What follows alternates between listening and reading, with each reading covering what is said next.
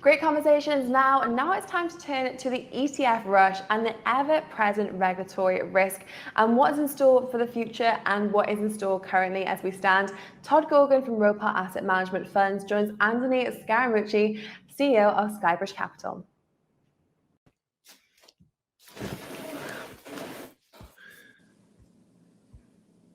Todd, I'm waiting to get in here.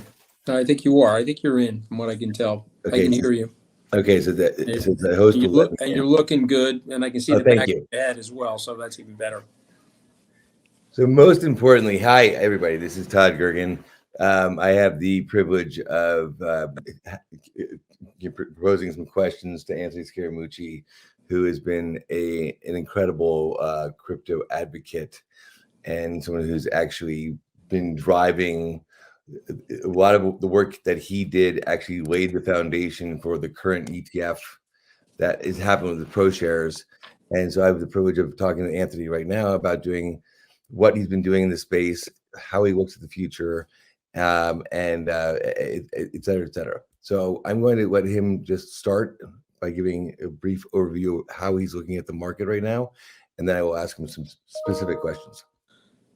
All right. Well, first of all, thank you, and I appreciate everybody joining. And you're giving me a little bit too much credit. I think we were application 7 for an ETF. We weren't quite the first mover, but I think more importantly, about a year ago at this time, after doing extensive research in the realm of cryptocurrencies, Bitcoin specifically, the blockchain generally, and Ethereum, SkyBridge, which has been a traditional institutional and individual investor, sort of see myself as a self-proclaimed institutionalist.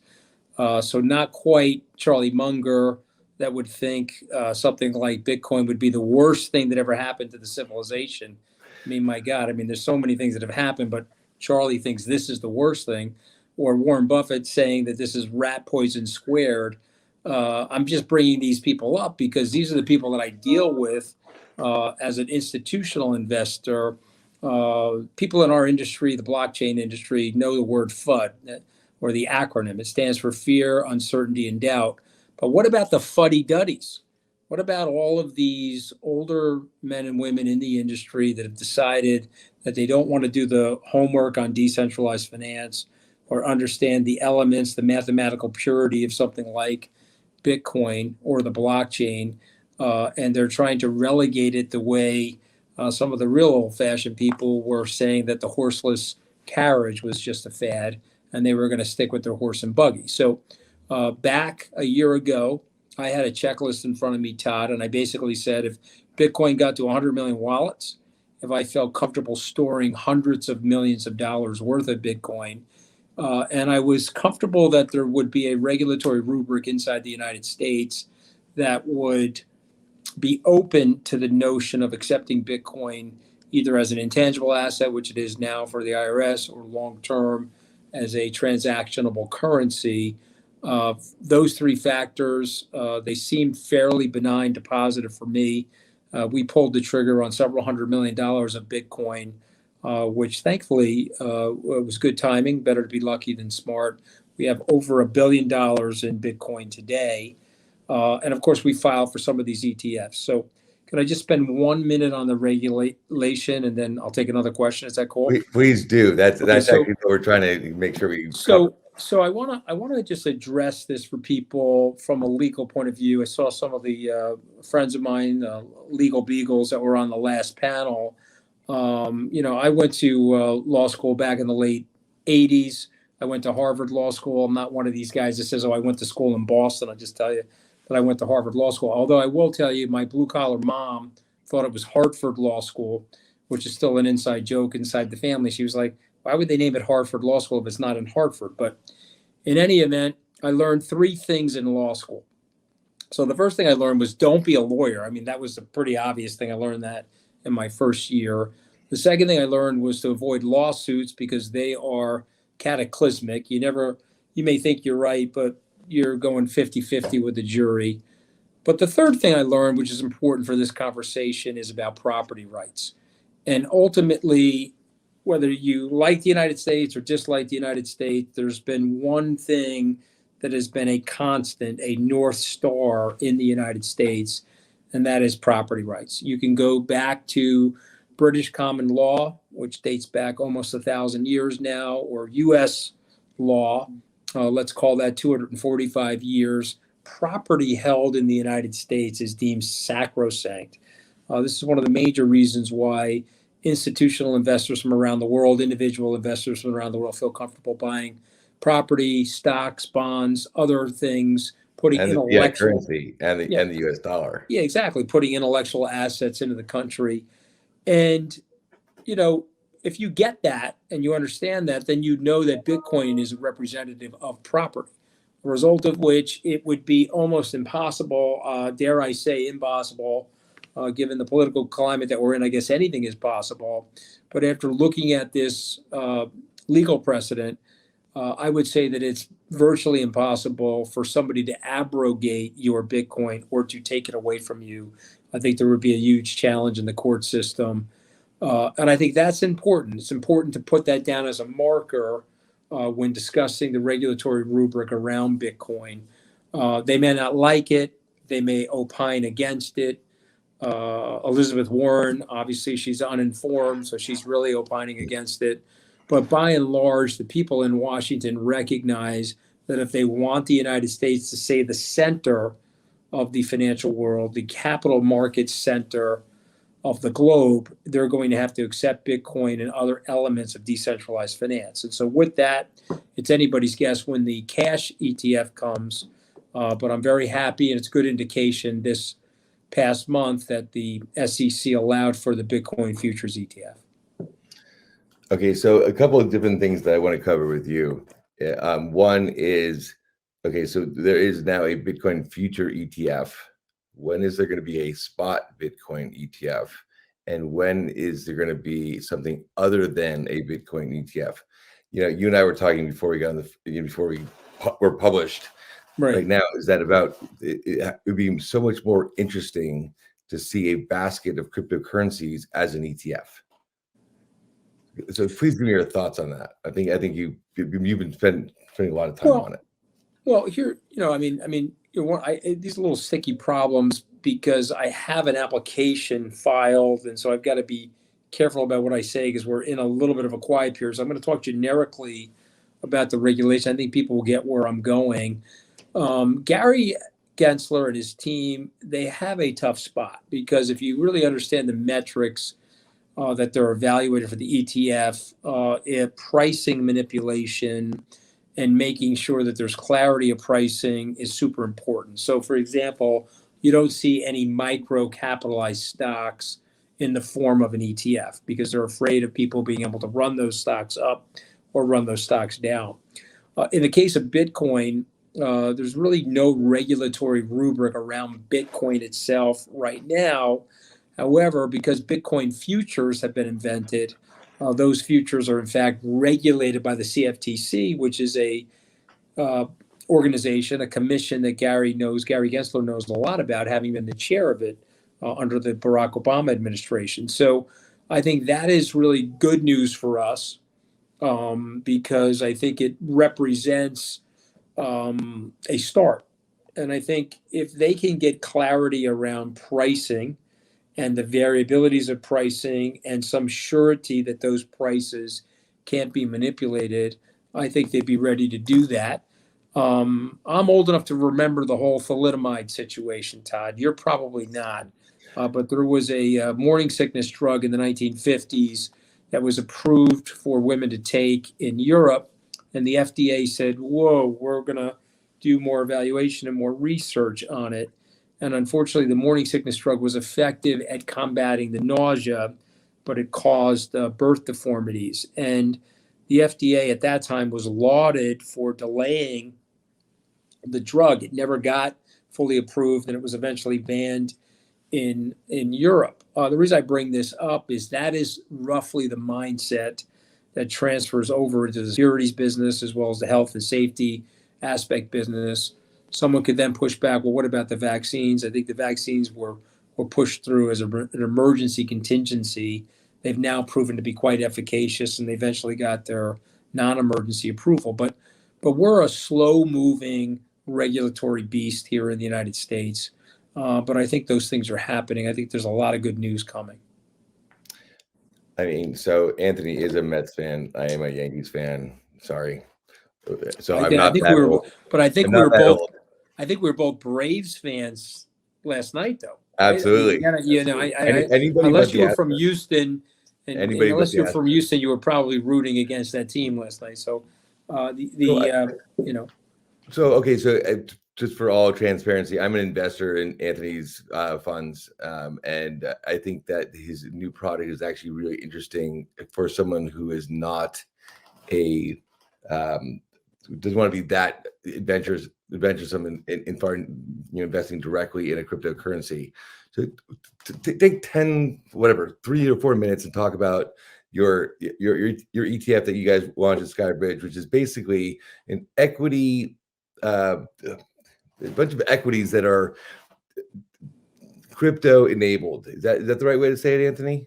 Yeah, I think what we, again, we're institutionalists. We set up a Bitcoin fund in cooperation with First Trust. We set up a Ethereum fund, and then across our portfolio, we had initial starting of about 4.5% in Bitcoin. Due to appreciation, it's grown to about 18%. And so if you add up all of those, our total holdings of Bitcoin are just over $1 billion, just over, it's just under 1.1 billion at current market prices. But we wanted to create a product where some of the more old-fashioned people could get involved. We're calling it sort of the picks and shovels product, if you will. Companies that are laying the infrastructure and architecture of the world of decentralized finance, companies that are geared towards doing well, if Bitcoin, frankly, is doing well. And it's called the First Trust SkyBridge Digital Innovation and Cryptocurrency Portfolio. It doesn't have any crypto in it per se, but we do have a very large position. Give the example of like Square or Square. We have a large position in Square. We have our two largest positions are Coinbase and MicroStrategy. MicroStrategy being a holding company for Bitcoin. We have a reasonable size position in Marathon Digital Assets, the mining company, Bitfarms, Voyager. Again, you mentioned Square. We have a position there. We also have a position in PayPal. And it's a blend. What is the percentage right now of Square's revenue that is coming in through cryptocurrency? Yeah, it's small. I don't have it off the top of my head. I'm going to say it's about 8%. I mean, I could look it up on Google, but it's small. But it's something like 8%, but it's growing every single day. Yeah, but I think. And I remember talking to Michael Dell, Square who's a friend, about what the percentage of Dell computers that were sold using cryptocurrency, and it was a surprisingly large number. I don't know if you've talked to him. Maybe I know you guys are friends, but it's over 10% of all Dell sales are in crypto. Yeah. He brought that up actually in his recent book. I would say to you, the Square is very fascinating to me because they are the Netflix of crypto. So just hear me out for a second. They start out as a credit card processing company. They're optimizing small businesses. They're trying to offer them a lower price than, say, First Data or some of the big behemoths. And they then recognize that they need to move into wallet creation and wallet procurement in the cryptocurrency realm, and specifically for Bitcoin, but eventually for others. And that's sort of a lot like Netflix, starting with the DVD, gravitating to streaming, and now getting into production. And I admire these guys a great deal. I think Jack Dorsey said that he's going to dedicate a large portion of his life, the back end of his life, to Bitcoin and the evolution of Bitcoin. And frankly, you either see it or you don't see it. I think people that are listening to us right now, Todd, probably do see it, or they're on the cusp of seeing it. Otherwise, it wouldn't be at the LA Blockchain Summit. But what is it that we see? We see a massive delayering mechanism for our society, and we see a virtually costless ability to transact with each other peer to peer. And I just want everybody to think about that. You take out the middleman on just about everything, or the middle woman on just about everything. It's massive savings, massive efficiencies. To quote Mark Andreessen, it's even bigger than the Netscape browser that he invented 95 years ago. I want to tell this story quickly, if you don't mind. This is because I said this at lunch today to a group of skeptics that I'm trying to onboard into our ETF, the CRPT ETF. I said, in 1985, as I'm really dating myself now, I'm going to be 58 in January. In 1985, I was waiting in a post office in Rome, and I had to call my mom. Wednesdays was Prince Spaghetti Day. And so, that's when my mother, I had to get the phone call into her to let her know I wasn't smoking pot and I didn't have venereal disease and all the other lies that we tell our parents. And so there I was in the post office buying 5 minutes of time, $3 an hour, $15. I had to convert it into lira. And then they told me to go wait for a phone booth. When I got in the phone booth, the AT&T operator came on and I told my mother all those lies, told her I loved her, the beeping started, and then the call ended. And it was a $15 call for 5 minutes. I've got this phone in front of me right here, this miracle that's eating the world. And you can go to that same cafe area or that same post office in Rome, find the Wi-Fi, make the same call forever if you want to, and it's costless. And I think that's going to happen to finance. That's going to happen to the financial services industry. Now, there's a group of people in the industry that don't like that. Obviously, MasterCard and Visa and American Express, they don't like the fact that that 3% number that's held dear for them for the last 60 years is under threat as a result of the blockchain. But that stuff is coming, Todd. And so you can either pretend it isn't coming and you can, get all cranky about it and sound old, or you can embrace it and own a piece of this stuff in your portfolio. I mean, of course, you and I are 100% on the same side of the bet here. I mean, we're both crypto advocates and we're both very long crypto, so that's all going to happen. But talking about regulation for a second, Anthony, I know you've talked to Goergen a fair amount, and they didn't actually approve the ProShares ETF. They just didn't disprove it. So, from your perspective, how are we going to look at the future, and how is the SEC going to look at these, especially like a spot price Bitcoin or a spot price Ethereum product? Yeah. So I want to be clear. I haven't talked to Gary, and primarily because I'm in this quiet period, and you have to be very, very careful. Sorry, I didn't mean to put you in a Yeah, no, that's okay. No, I just want to make sure that I'm clear so that at least I'm representing it fairly to our viewers and listeners. But here's what I would say. When you say they didn't approve it, they have a chance to block. They have a chance to delay it, which they delayed it. It was seemed interminably, and then they have a chance to either approve it or let it go through. And so, or disapprove it, I should say, or let it go through. And so they let it go through. And so that is a major step. I mean, let's just shine a light on that for a second. There's a reason why Bitcoin went from $40,000 into the low 60s while that process was happening. Why people said, oh, wait a minute. This is okay. Because, Todd, I am dealing with this demography. I'm dealing with the 60 to 250-year-old person, the person that's still talking to George and Martha Washington. And they don't like it. Okay. But now they have an opportunity to buy it. Okay. Think of the vaccines for a second. There's a lot of people said, I'm not going to take the vaccine until the FDA approves it and it's in the marketplace. And then the FDA approves it. And they've lost that excuse, but now they've got this opening. It's sort of just like that. The acceptance of that ETF was monumental. I don't want to understate that. It gives a license now to institutions around the world. Whoa.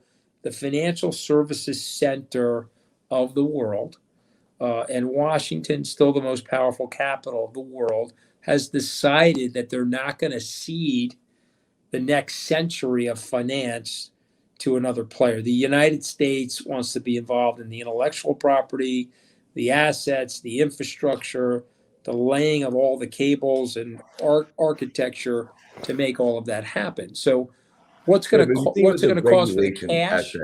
The cash is going to be about price discovery. If you can convince the SEC that you can have free and fair trading without any manipulation whatsoever, I think you end up in a situation where you get the ETF approved. Right. And I think that that's It's coming. I think incredibly that liquid. It's incredibly liquid. I mean, you no, I look at understand that. the I understand trading that. I think volume. there's still a fear that there's whales out there that can move the price or can, take prices directionally. I'm not saying that's fair. I'm saying that I think that's a concern. And because these are not clearing on an exchange, right? Stocks clear on an exchange. So therefore the exchange, the orders are coming in, the sell orders and the buy orders, and they're meeting on the exchange. So it's very, very easy to track that data. Bitcoin is way more amorphous.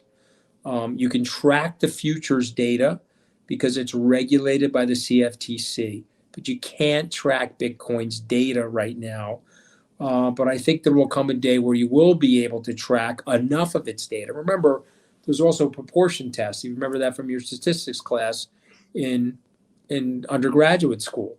If you can end up tracking enough of the data where the regulators feel comfortable with it, I think they'll let it go through. I'll say one thing for sure, and I'm going to flip another question to you. If anyone, everybody on this kind of Zoom, call has all set up a wallet. It is much more difficult, time consuming, and know your customer, much more burdensome than setting up a stock account. So I think that I think that the cryptocurrencies, what you call Gemini backed, Binance, Coinbase, any of these guys, it is so much more of a tight process that it is setting something with Goldman Sachs, your old firm. It is much more difficult, and the fact that people still believe that cryptocurrencies are something that is going to be hacked or something that's to be stolen, and so a bunch of black market stuff is something that we all, everybody that's listening here is on the same page, and it is something that we're going to have to continue to fight, and I think the ETFs are a really good step forward on that. And yeah, no question. Well, I mean, the other thing I would say, I would encourage everybody to read Mike Morell's white paper.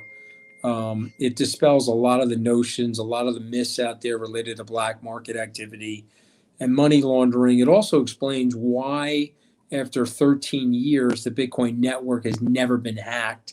Why the blockchain has proven, despite a 12-and-a-half-year assault on the blockchain, to not be hackable.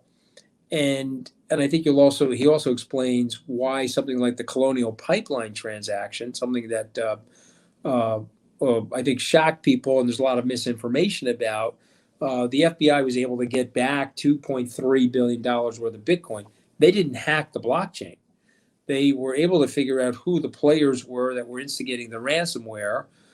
They got into their servers and got into their emails, at which point they were able to get their passcodes off of their emails. But they never hacked the blockchain. And I think if you follow what's going on, I think the authorities are getting more comfortable, not less comfortable, Todd, with Bitcoin, because you can see the wallets.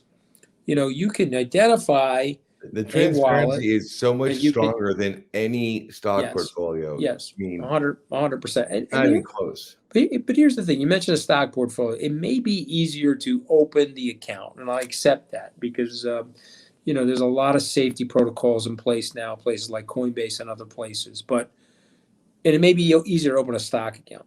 But to trade a stock, if I'm going to buy stock that you own, it has to go through 7 different entities, including the Depository Trust Corporation, before it goes from one account to the other. Imagine over the blockchain, we could do a peer-to-peer transaction and we could trade stocks with each other, and we could delayer all of that and all of the costs associated with that. Let me take it to a real visceral level. I use RightGuard. Okay, and if you're interested, I use CoolWave RightGuard, and Thanks for sharing. I have a tremendous volume of it at the house. Where do I buy my RightGuard? I actually buy my RightGuard from Amazon. Why? Amazon is a third-party trusted vendor. I'm confident that I'm going to get real right guard, which is being produced by Procter and Gamble and sent to Amazon. And I pay Amazon a fee, and they obviously take something from Procter and Gamble, or they mark it up to send it to me. But just imagine now, and there's all costs associated with that, but just imagine over the blockchain, the transactions are costless, and I buy my deodorant directly from Procter and Gamble. And just imagine that fulfillment happens because over the blockchain, even though they don't know who I am, because we're operating on the blockchain, they totally trust me. This is a software mechanism that's designed to allow two parties that may or may not necessarily trust each other to transact with each other as if they're trusted best friends and best buddies. And so all of a sudden, this big third party known as Amazon has been taken out of the equation. I can deal directly with Procter and Gamble. Well, you're not buying in bulk, Anthony. Well, that's true, but why do they care? Because these transactions now are costless over the internet, the same way I can make that Wi-Fi call from Rome to my mom 35 years after the $15 call. So this stuff is so revolutionary, and it is so important to explain it to people in a way that they can understand it, so that you can force their curiosity. You can light a fire of their intellectual curiosity so they get started on learning about it, and then learning about the potentiality of all the different applications. I mean, Anthony, my personal experience, my father is in his 80s, and, explaining to him about blockchain and cryptocurrency is the most important thing that I can do, because if I can explain it to him and he can understand it and he can support it, then I can explain it to someone who's 25. And I think that, Totally right. I mean, I totally agree with you, So think about, okay, so maybe we talk for a second about like centralized versus decentralized blockchain protocols. I mean, do you have any thoughts about that and how that will be regulated, and how we can kind of promote publicly traded ETFs kind of thing on that perspective? Yeah. Well, listen, I mean, I think the first thing, the big ones are going to have to go first. So Bitcoins and Ethereum are going to have to go first. I think that you talk about centralized versus decentralized, there's some layer one protocols that are solving for the trilemma, so something like Algorand, you've heard me speak about it. Obviously, I spoke a lot about it at the SALT conference. Yep. I have met with Silvio Micali, the inventor, the Turing Award winner from MIT, the MIT mathematician and computer programmer. Algorand to me is a very special technical property. It's solving for decentralization. It has a negative carbon footprint. It's Sharia compliant. Its transactions per second are at the high end of the layer ones, and it's unbreakable. Silvio once said to me, I said, well, how hackable is Algorand? He said, well, I want you to imagine every second that has been created since the beginning, the Big Bang, over that 15 billion years, every second. Okay. And then it's probably more than that to one. That's Right. the likelihood of it being hacked. And so to me, I think that those are really good. I think they're good future profiles, and they're good future footprints for a lot of digital applications. Could they end up as ETFs? Could they end up as, could they end up in people's funds? I believe that they will be. I'm concerned about the centralization. There's some coins that are overly centralized, which could augur for inflation or some levels of manipulation. And so I am concerned about those, but not things like Algorand or Bitcoin. Right. But going on one of the things, I mean, I'm an investor, an angel investor in Casper, and, it's 1/1,000,000th of the energy that Bitcoin uses, right? Mm-hmm. So Ethereum is 1/1000th of Bitcoin, and Casper is 1/1000th of Ethereum.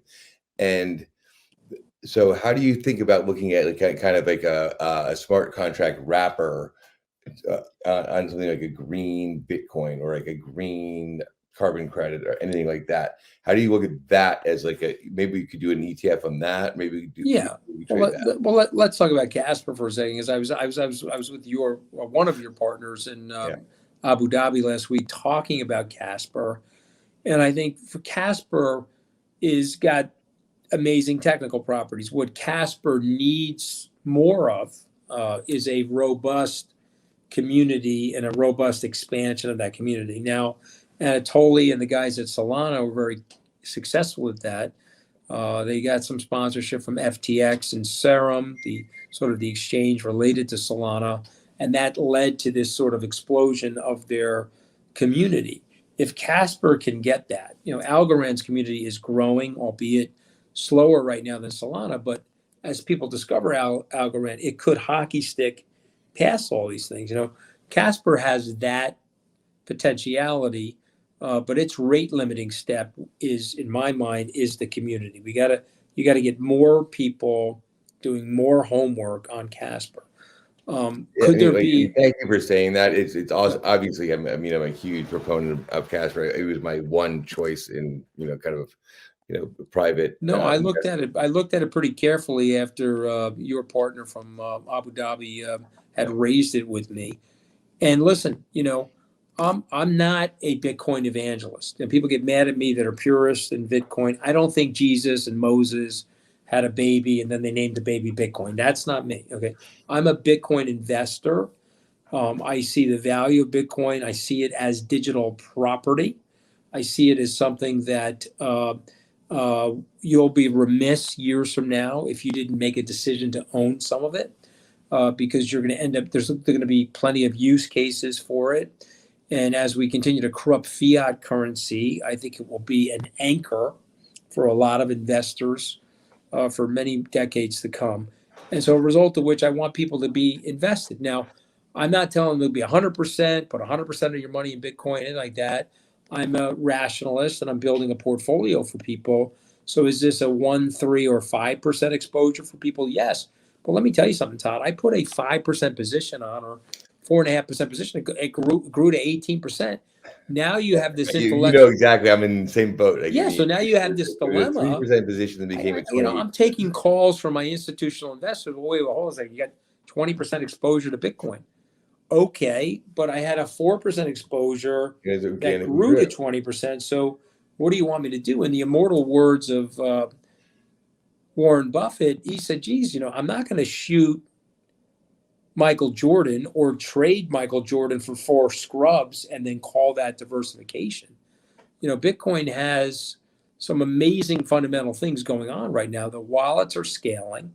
There's only about 18-ish million Bitcoins. Several million coins were lost in its early inception days. There's a million or so out there that has to be mined. JP Morgan, Todd, says that there's 49 million millionaires.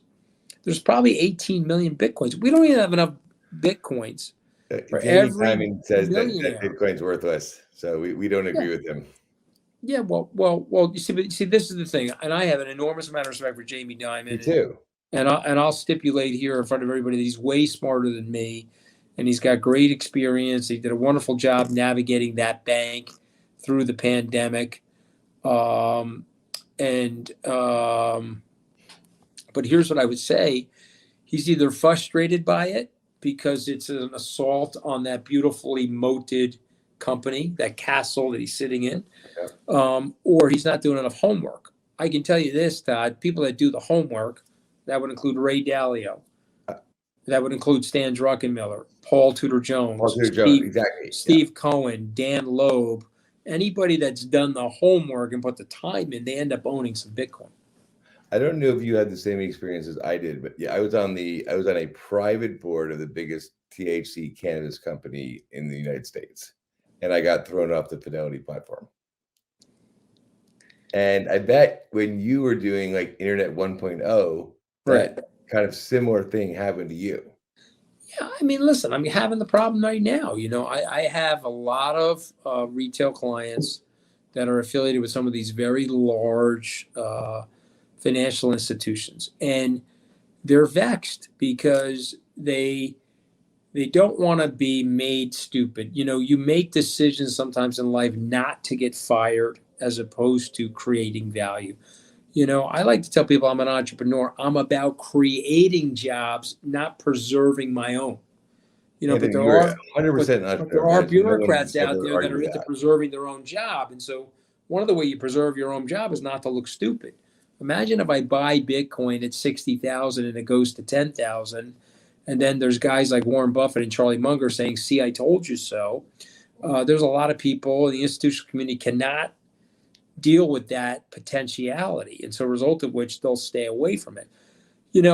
I got to tell one more story. I'm sure we'll probably run out of time, but I got to tell this story. We got about 3 minutes. All right, so this will be a 2-minute story, then we can wrap up. I'm at the Sun Valley conference, Sun Valley, Idaho, Allen and Company conference. There's a guy by the name of Jeff Bezos making a presentation. This is 23 years ago. He's a contemporary of mine. He's probably 34. I think the company just came public. And he's laying out the case for it. He's saying, we're not an internet bookseller. I just sold books so I can get used to the logistics. They're easy. This is going to be an everything store. I'm going to sell everything and I'm scaling. But the bad news is I'm going to lose money for 10 years. But I'm creating this Metcalfe's Law network effect, and we're going to become the retail network, if you will, for the internet. And so then Mr. Buffett came on right after him and gave a speech. I said, yeah, that's great. And Jeff seems like a very nice young man, but I'm not buying a share. Okay. And let me tell you why I'm not buying a share. This thing has a market cap larger than Sears Roebuck, which at that time was one of the largest retailers in the US. And, it has no earnings. So forget it. I'm not buying any of it. And I'll just point out to everybody, of course, I didn't buy any of it because I was listening to Mr. Buffett. And I'll just point out to everybody that a $10,000 investment in Jeff's IPO of Amazon is now worth $22 million today. Now, you would have been subjected to 8 periods of time where you lost at least 50% of your money, 1 period of time where it went down 85%. But last time I checked, Jeff is shooting himself into space in his own rocket, Todd. Okay, he's bringing Captain exactly what you're Kirk with saying him. is the same thing about Bitcoin, right? I mean, it's the same thing. So that I missed Amazon. I've told my clients, you want to miss Bitcoin? Fine. I am not missing the biggest technological advancement in money in the last 5,000 years. You want to miss it, and you want to blah, blah, blah, and, fuddy-duddy, and, talk like you have chronic back pain. That's fine. I am not missing it. And I just wanted to get that out there before our time elapsed. Right, but Anthony, we're counting on guys like you to actually create vehicles so that the institutions can actually invest in this stuff without worrying about spot price of Bitcoin or spot price of Ethereum or Tether or stablecoin, whatever. I mean, the panel before us was talking about how stablecoin works. Stablecoin is sorry, excuse my language, it's for fucking pussies. That is a vehicle to trade. It's not a vehicle to invest. And guys like you need to lead the charge. Listen, I'm certainly trying. I mean, I would tell people you can buy CRPT, which is the First Trust SkyBridge Digital Innovation Fund. We priced it at $18.90. It's up about 30% since the pricing. Direct result of the appreciation of Bitcoin. You can buy it on the New York Stock Exchange, CRPT. It's a proxy effectively for Bitcoin if you look at the regression analysis. I'm hoping that we'll eventually have ETFs that are approved. I'm not in love with the futures ETF, so we never filed for one. But we do have a cash ETF that we file. I'll keep my fingers crossed and leave it up to the regulators to make that decision. But yeah, we're in the process of building product, and we're in the process of proselytizing what is happening, because I think it's important to let our clients know. And here's the thing, Todd. I want clients to at least understand it enough where it lights an intellectual curiosity, a fire rumbles inside them where they got to get to know it. And then if they decide after they've learned about it that they hate it or they don't want to be involved with it, that's fine. but I don't want them after to they double flip their off. money. It's fine. Yeah, I don't want them Anthony, to flip we're off. getting killed here. Thank you, bro. Apparently, my language is not great. And but you're the one that's supposed to be the I'm supposed to be the profane one, but you know, I'm on my best. I'm on my best behavior in a situation and like you're this. and you're very well dressed, and I love it. Thank you very much for spending this time with me, and hopefully people learned something. If they didn't, then it's my fault and not yours. But thank you very much, I Anthony. appreciate it, my friend. Thank you. See you, buddy. Bye-bye.